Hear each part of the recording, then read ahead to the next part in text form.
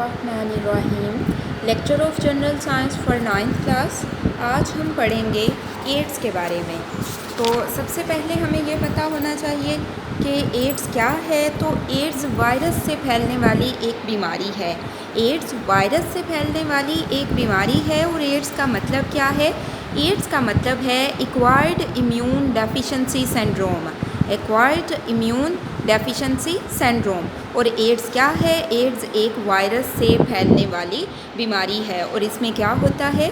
इसमें जो immune system है वो इफ़ेक्ट होता है। एड्स जो है वो क्या करती है कि वो इम्यून सिस्टम को तबाह कर देता है। और इस मर्ज़ की वजह से दूसरी बीमारियों के ख़िलाफ़ लड़ने की जो ताकत होती है वो ख़त्म हो जाती है। कि एज़ अ रिज़ल्ट एड्स की सूरत में अगर हमें कोई छोटी बीमारी भी होती है तो हमारा इम्यून सिस्टम जो है वो इस काबिल नहीं होता कि उसके साथ फ़ाइट कर सके। ठीक है।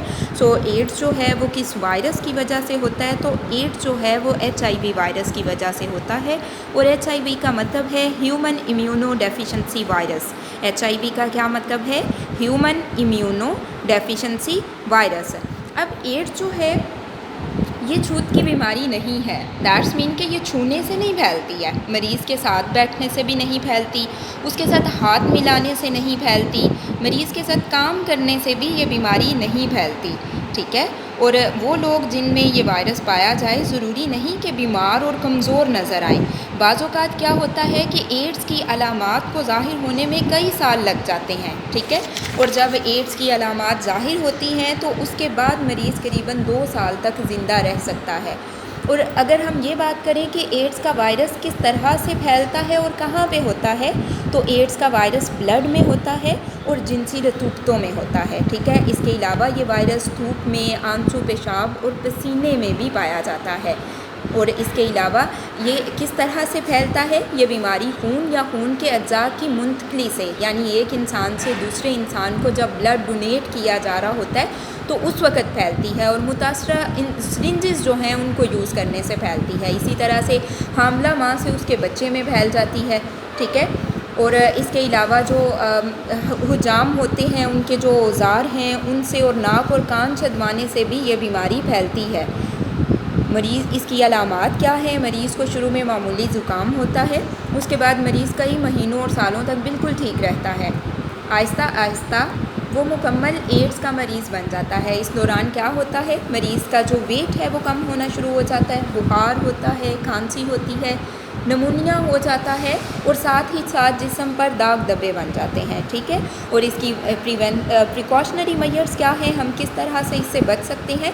इस बीमारी से बचने के लिए हमेशा अपने जीवन साथी तक महदूद रहना चाहिए, कुरानी अहकामात पर अमल करना चाहिए। अगर इंजेक्शन लगवाना ज़रूरी हो तो हमेशा डिस्पोजेबल सिरिंजेस जो हैं उन्हें यूज़ करना चाहिए। और ब्लड जो है उसे डोनेशन से पहले क्या करना चाहिए कि HIV टेस्ट लाजमी करवा लेना चाहिए।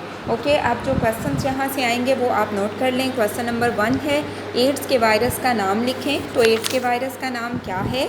एड्स के वायरस को HIV यानी ह्यूमन इम्यूनो डेफिशिएंसी वायरस कहते हैं। क्वेश्चन नंबर 2 है, एड्स की अलामात लिखें। तो एड्स की अलामात ये हैं आपके पास। मरीज़ को शुरू में मामूली ज़ुकाम होता है, उसके बाद मरीज़ कई महीनों और सालों तक बिल्कुल ठीक रहता है। आहिस्ता आहिस्ता वो मुकम्मल तौर पर एड्स का मरीज़ बन जाता है। इस दौरान तेज़ी से वज़न कम होता है, 1 माह तक इसहाल रहता है, बुखार, खांसी और नमूनिया हो जाता है और जिस्म पर दाग धब्बे बन जाते हैं। तो ये आपके पास एड्स की अलामात हैं। तो ये आपके पास क्वेश्चन नंबर 2 का आंसर है।